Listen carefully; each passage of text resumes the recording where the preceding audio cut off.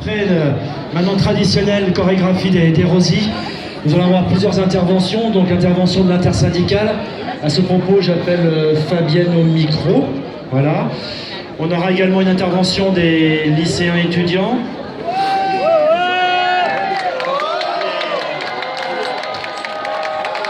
Et puis, je crois qu'il y avait quelques mots du comité de défense de l'hôpital, mais je ne les vois pas présents, donc s'ils peuvent venir. Oui, ils sont là? Allez, très bien. Et puis après, on partira effectivement en cortège par le pont Sainte-Anne. Le tour des ponts va jusqu'à la gare et on revient ici, sur l'allée du palais de justice. Voilà. Je vais te donner.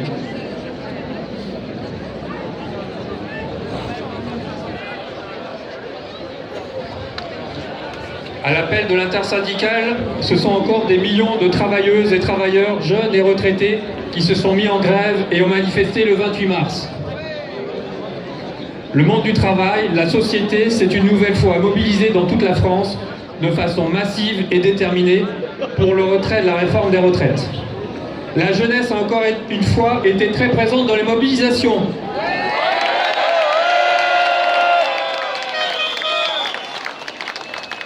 L'adoption de la réforme des retraites par le 49.3 est la preuve que le gouvernement ne recueille de majorité ni chez les travailleurs, ni chez les citoyens, ni à l'Assemblée nationale.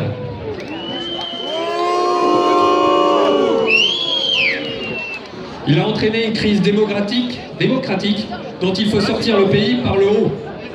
Et le président de la République, le gouvernement font comme si rien ne se passait. Entendent-ils dans les cortèges, grands ou petits, ce que chantent les manifestantes et les manifestants? Eh non, ils n'ont pas l'air. Lisent-ils les pancartes, les enquêtes d'opinion? Oh, à mon avis, non. Croisent-ils des gens ordinaires, des travailleuses ou des travailleurs? Oh, ça, ils savent pas.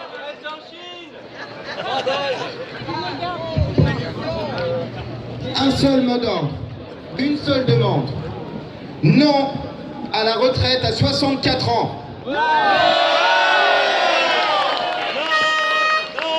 Cette nouvelle manifestation est une manière de répondre que nous ne lâcherons pas et que nous ramènerons le gouvernement à la raison. Autant de manifestations, autant de grèves, autant de personnes qui refusent cette réforme, c'est historique à tous les niveaux et malgré cela, les éléments de langage continuent. Face à l'ampleur de la contestation et du rejet des 64 ans, des 43 annuités de cotisation, il est temps d'obtenir des réponses à la hauteur des enjeux. Le gouvernement doit retirer sa réforme et rétablir le dialogue. J'ai pas fait exprès. Les syndicats ont donc rencontré la première ministre hier. 50 minutes. La journée a encore été marquée par la surdité, une fois de plus. On peut même dire l'absurdité. Pourtant, ouvrir des discussions était indispensable. Indispensable pour apaiser le corps social et renouer les fils ténus de la démocratie sociale. Indispensable pour redonner à la représentation démocratique citoyenne issue des armes une capacité d'action qui ne peut plus passer par des astuces constitutionnelles qui ne convainquent personne. Indispensable parce que les ennemis de la démocratie et du bien commun sont nombreux à l'extrême droite et attendent leur heure en voyant ainsi se déliter ce à quoi nous tenons tous. Ouvrir des discussions ne doit pas être une reculade, mais une respiration nécessaire.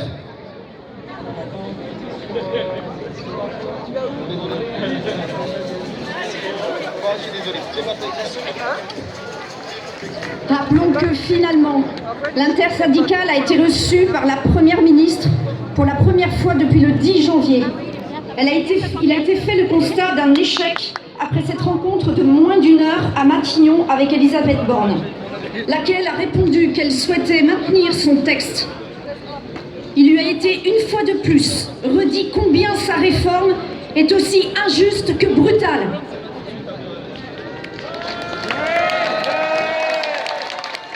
Pendant ce temps, après avoir reçu McFly et Carlito,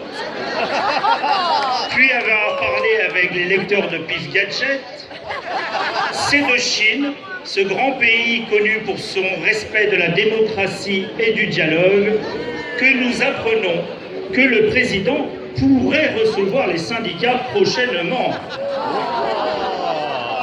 À Pâques ou à la Trinité, la précision manque. Mais ce n'est quand même pas très sérieux, Monsieur le Président. Nous refusons de tourner la page et d'ouvrir, comme le souhaite le gouvernement, d'autres séquences de concertation. Et en appelant à la sagesse du Conseil constitutionnel qui doit entendre la juste colère des travailleuses et des travailleurs, des citoyens et citoyennes. Nous le répéterons inlassablement, les 64 ans ne sont en aucun cas une solution acceptable. Non!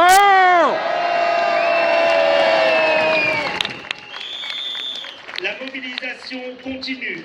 Toutes et tous ensemble, aujourd'hui, restons déterminés et motivés à obtenir le retrait de ce projet de réforme des retraites inacceptable.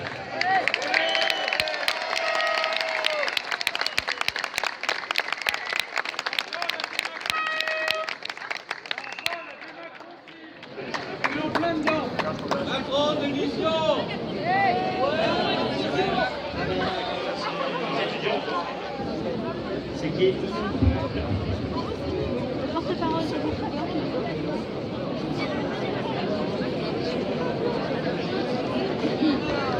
Et j'avais oublié aussi tout à l'heure, on a donc la Confédération paysanne qui a rejoint le mouvement. Après la CAPED,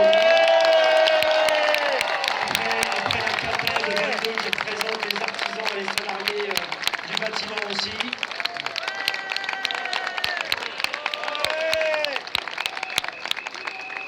Donc, comme il vient de le dire, pour cette 12e journée de mobilisation sur l'Agnon, la Confédération paysanne a décidé de se joindre avec vous tous dans la rue. Bravo! Parce que nous refusons le report de l'âge légal et l'allongement de la durée de cotisation.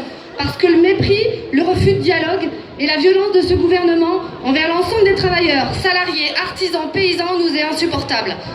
Nous voulons une réforme de justice sociale avec une vraie revalorisation des petites pensions et pas une réforme qui pénalise notamment les paysannes, souvent avec des carrières incomplètes, souvent avec des sous-statuts.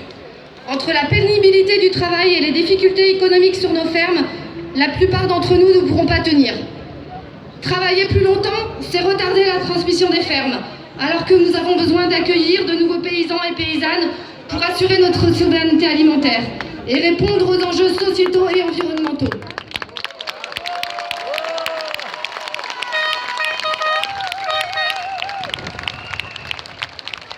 Presque la moitié des paysans a plus de 55 ans et partira à la retraite dans les 10 ans. Il en faudrait 1 million pour les remplacer et répondre à tous ces défis. Face au passage en force, à la surdité de nos dirigeants, unissons-nous. Les paysans et les paysannes ne veulent pas mourir dans les champs à 64 ans. Ouais!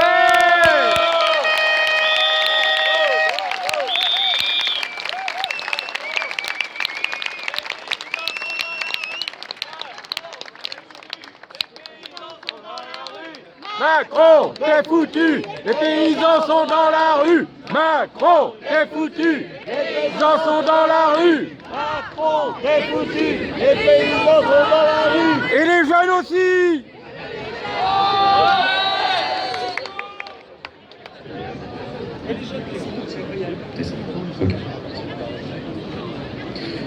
Chers camarades, aujourd'hui, nous voilà réunis, encore une fois. Le gouvernement ne plie pas, eh bien nous non plus.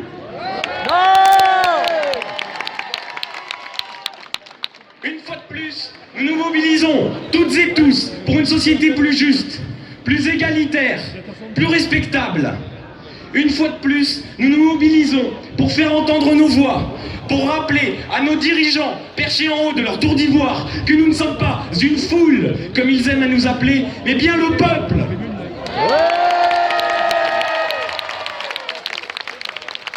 Le peuple français, ce même peuple qui fait tourner le pays en s'épuisant au travail, jour après jour, et il voudrait nous faire bosser 2 ans de plus. Non! Le gouvernement maintient une politique répressive violente contre tous les mouvements de manifestation pacifiques. Il nous appelle éco-terroristes quand il déploie des milliers de policiers et de forces suréquipés face à des militants pacifiques.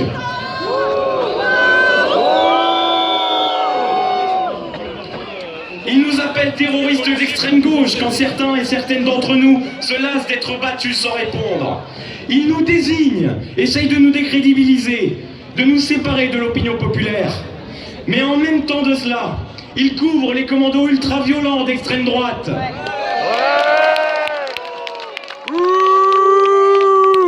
Honte à eux! Ces mêmes commandos qui passent à tabac des manifestants pacifiques, des gens qui ne demandent qu'à être entendus, comme nous aujourd'hui.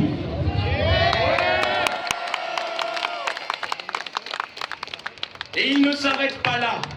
Des tags racistes, xénophobes, des menaces de mort, des étudiants agressés, ces groupuscules s'attaquent à nos universités, aux enfants de ce pays.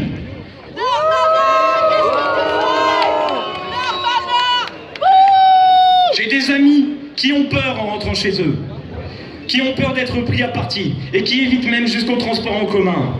Et ce gouvernement ne pipe pas un mot, pas une seule fois. Le ministre de l'Intérieur ne l'a mentionné. Lui qui réagit habituellement si vite sur les réseaux sociaux au moindre sujet brûlant, aujourd'hui reste muet.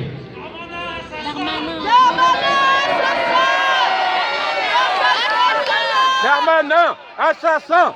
Darmanin, assassin! Darmanin, assassin! Darmanin, assassin! Darmanin, assassin! Darmanin, assassin! Darmanin, assassin! Darmanin, assassin! Darmanin, assassin! Il se tarde à dire que la police n'est pas violente. Alors que lui et ses petits copains ont été cités à comparaître par la Ligue des droits de l'homme, une fois ressorti, il a très calmement mentionné qu'il faudrait revoir potentiellement l'argent qui leur est donné et leurs subventions. Fumier de lapin! Il est quand même bon de préciser qu'en 120 ans d'existence de la Ligue des droits de l'homme, le seul et unique gouvernement qui n'y a jamais touché, c'était celui de Vichy. On n'en est pas au même stade. On peut encore arrêter. On peut encore s'en occuper et faire descendre ce gouvernement de cette tour d'ivoire.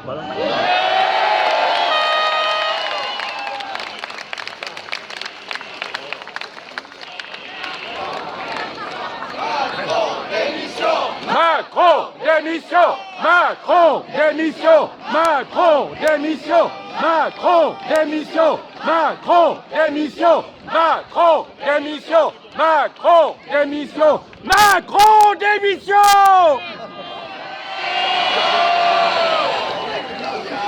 S'ils voulaient vraiment faire les choses bien, faire leur travail, j'entends, ils cesseraient les subventions données au CAC 40. Ces 30 milliards pendant la crise du Covid parlent d'eux-mêmes.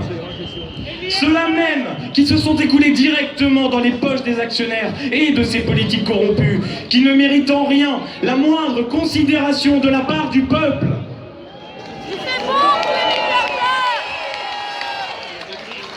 Rien qu'avec ces 30 milliards, il y aurait largement de quoi combler la dette sociale. Mais il n'y en a même pas! Il faut qu'ils prennent 2 ans de plus.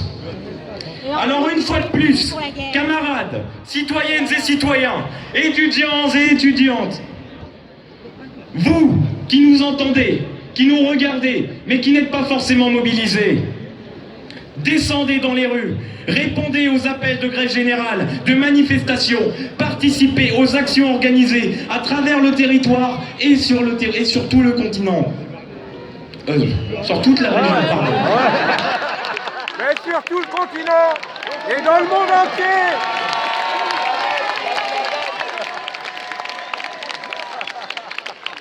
Contre un gouvernement nostalgique de la répression du peuple, nous formerons la résistance. Car ce n'est qu'ensemble que nous gagnerons cette lutte contre les seuls qui méritent le fameux titre d'éco-terroristes, voire plutôt de politico-terroristes.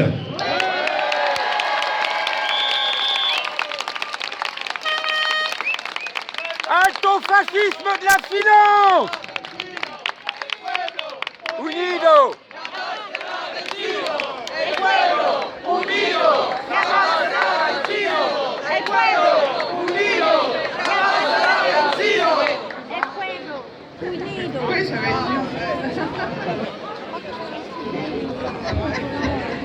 Bonjour à tous. Oui. Alors le problème des retraites, c'est en réalité le problème de financement de la sécurité sociale. Tant que les cotisations sociales ne seront pas récupérées auprès des entreprises, la sécurité sociale sera en déficit. Alors les retraites, il n'y a pas que ça aussi dans la Sécu, il y a aussi le financement de la santé. Et demain, ça sera la journée mondiale contre la marchandisation de la santé. En ce moment, vous avez dû entendre parler de la loi RIST, financement des intérimaires. Mais vous avez aussi entendu parler de la fermeture des petites maternités qui font moins de 1000 accouchements. Alors tout ça, c'est stigmatiser les uns pour mieux privatiser la santé. Donc, alors on s'imagine que c'est national, qu'on n'y peut rien. Sauf que localement, on a des exemples et ça se fait même à l'hôpital. Donc pour demain, on vous invite à 18h à Sainte-Anne pour vous montrer comment chacun d'entre nous peut être touché dans sa vie par la privatisation de la santé au travers des mutuelles. Et on attend des témoignages et on vous expliquera réellement comment vous pouvez vous défendre. Voilà, demain 18h à Sainte-Anne, organisé par le comité de défense. Une autre information aussi qui n'a pas dû, que tout le monde n'a pas dû entendre, les urgences de Lannion ont été fermées cette nuit parce qu'il manquait un urgentiste. Ce n'est que le début. Donc vous pouvez, il faudra suivre les communiqués de presse de l'hôpital dans les journaux parce que ça ne sera certainement que le début. Voilà, merci de votre attention et on vous espère nombreux demain à 18h.